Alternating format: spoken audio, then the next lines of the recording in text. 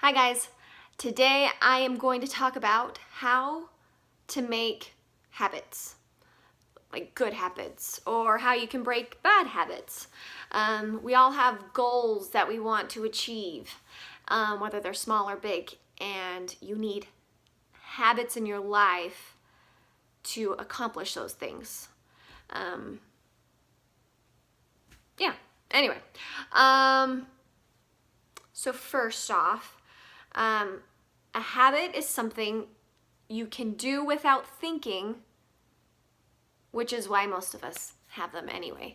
It's just a way to just kind of automatically do something, so that inner demon doesn't talk your way out of doing it. So first off, there is something called habit clumping. I've read this in a few different places, so you can Google search it if you want.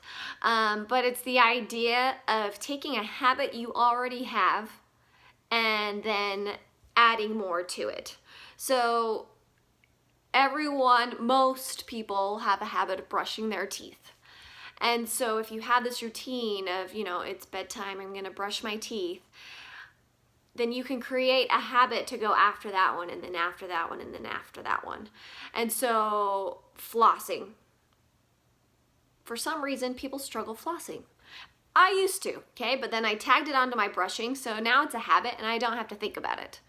Okay, so you can, do this in steps. So you already have the habit of brushing teeth.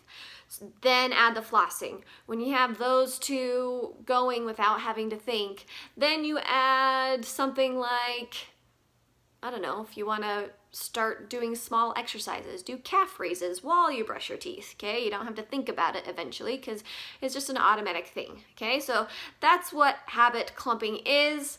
I have found that it has worked for me to create little new habits that are just good for you, like flossing. You're playing for keeps, man. You want to floss. What I really wanted to talk about today is called the habit loop. I read this book called The Power of Habit, and it rocked my world. I loved it. I had read a lot of books about, I guess motivation or creating habits. And so you'll find books of creating a habit in this amount of days and da-da-da-da-da.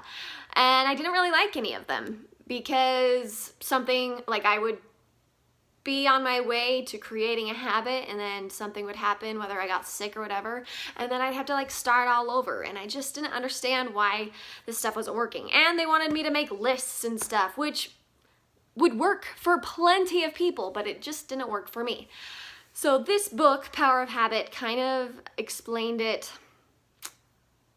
in a scientific way. Anyway, it explained it in a way that made sense in my brain. And so the main idea of that whole entire book, it's called the habit loop. So the habit loop is just the idea that you have a cue and then a routine and then a reward. So for brushing your teeth, the cue would be that it's bedtime. Oh, okay, bedtime. That is my cue to brush my teeth. So the routine is brushing your teeth. And then the reward are your teeth feeling clean. That's the reward. And so then if you wanted to add flossing to that, the cue would be brushing your teeth. So by me brushing my teeth, that's the cue that I should then floss, which is then the routine. Flossing is the routine. And then the reward is cleaner teeth. Your teeth feel cleaner, and it's great reward, okay? Another positive habit loop would be to clear your dishes from the table. The cue would be you are finished eating. The routine is then to take your plate and put it in the sink and rinse it and all that jazz. And then the reward is feeling accomplished and not having your mom nag at you to put your plate away. Okay, so I hope that made sense, the whole cue, routine, reward, because knowing those three things is what's going to really help you make or break a habit, okay? So here are examples of negative habit loops. So we've got your extended amount of time on social media, whether it's Twitter, Facebook, Snapchat, TikTok, anything. You get on there and then you just stay on there way too long and it's hard to get out. Go watch Social Dilemma on Netflix and it will explain to you why. It's designed that way. Anyway, so your cue to turn on your social media is usually boredom, okay? So you get bored and then you pull out your phone and the routine is pushing the button for the social media, okay? And then the reward is your mind is occupied. Another negative habit loop is sleeping in through the through your alarm, sleeping through your alarm. So the cue is the alarm sounds, the routine is pushing the snooze button, and the reward is perceived more rest.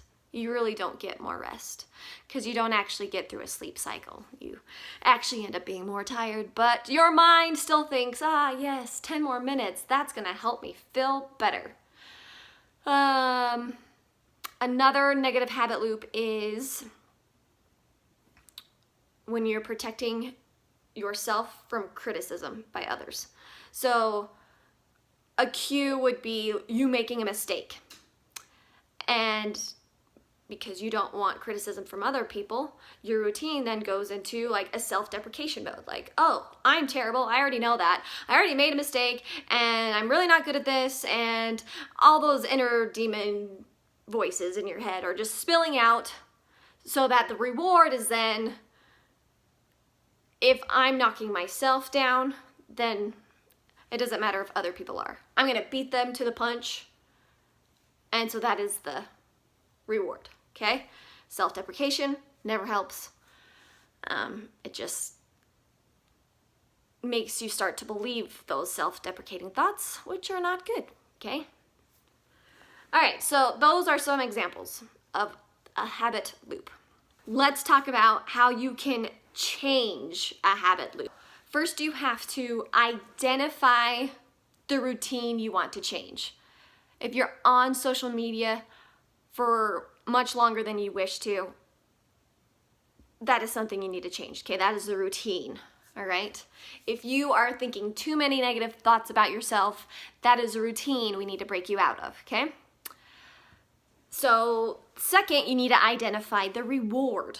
Why do you keep going back to that same routine? Why do you keep going on social media again and again and again, even though you know you should be doing something more productive? Okay, so what's the reward? Is it just to occupy your mind? Is it a connection that you feel like you're not getting elsewhere? Are you afraid of just sitting in your thoughts for a spare moment? Okay, what is the reward? And then third, you need to identify the cue. This can be a little tricky to identify because for some things, because you just know what you do and you don't really quite know why you do it, okay? So with social media, most likely it is boredom or you need, or a longing for connection, okay? And then again, the self-deprecating thoughts, that could be a lot of different cues for whoever you are, whether it's reacting to somebody else or reacting to a mistake. The cue is going to be difficult, but it's also like super important that you do identify it, okay? So for now, we'll just talk about the cue being boredom for the social media thing, okay? Now, in order for you to change the routine, the cue has to stay the same and the reward has to stay the same. You just have to change the routine.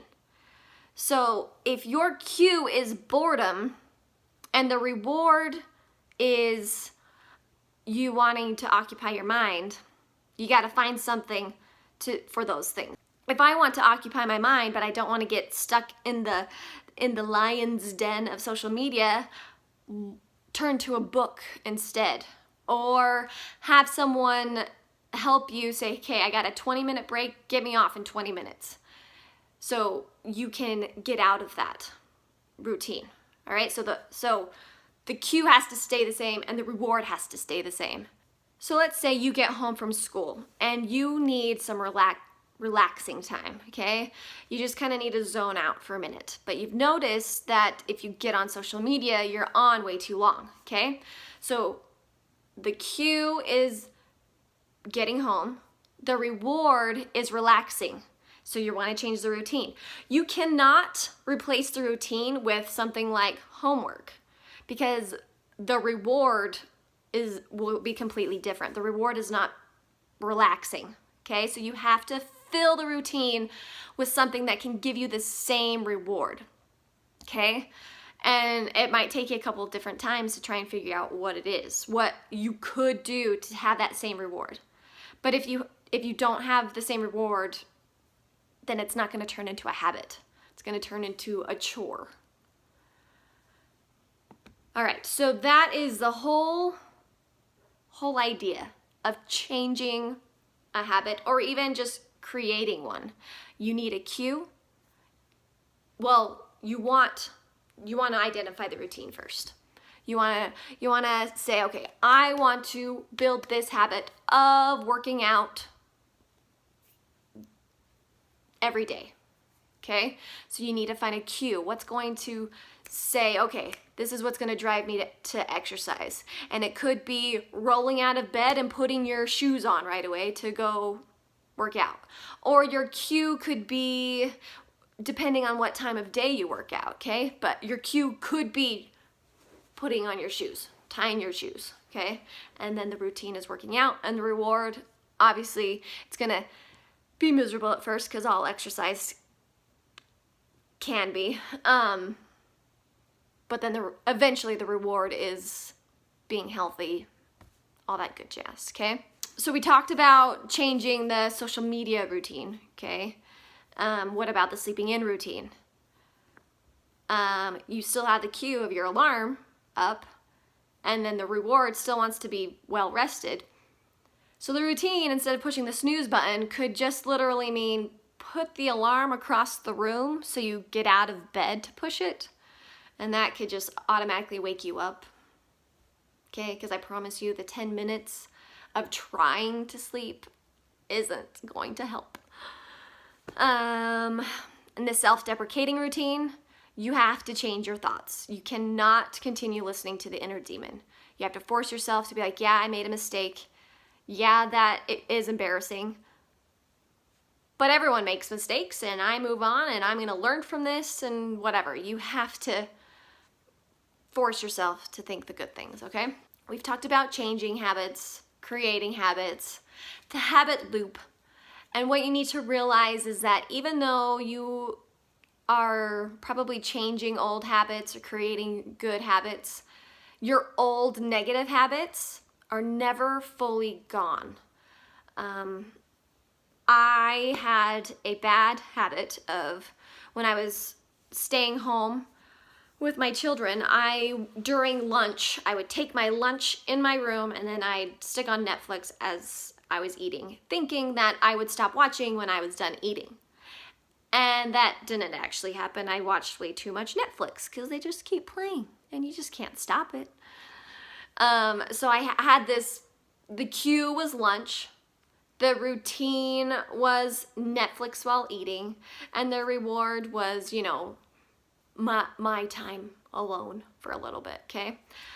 And even though I've broken that habit by honestly getting rid of the cue altogether, I do not eat lunch in my room with my Netflix on. I can't eat with Netflix on because it will just keep going.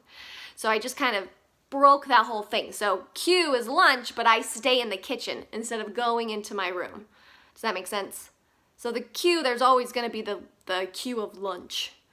But instead of going and hiding out, I just stay in the kitchen, eat, and then go about the rest of my day. Anyway, but I noticed that when I get sick or when I'm struggling, I go back to this old habit. I go back and hide out in my room and watch Netflix for way too long. So stressful situations, illness, depression, anxiety, and anything like that, it can trigger former habits to return. So as long as you realize that, don't think yourself as a failure if you go back to it, because it's life. It happens. But since you've broken it before, you can break it again. And that's what I've had to do many times. Anyway, I just want to throw that out there so you understand that you will have fallbacks. It's just kind of how life works. And that was a life lesson with Lindsey. Please subscribe, push the like button, or write a comment. Peace out.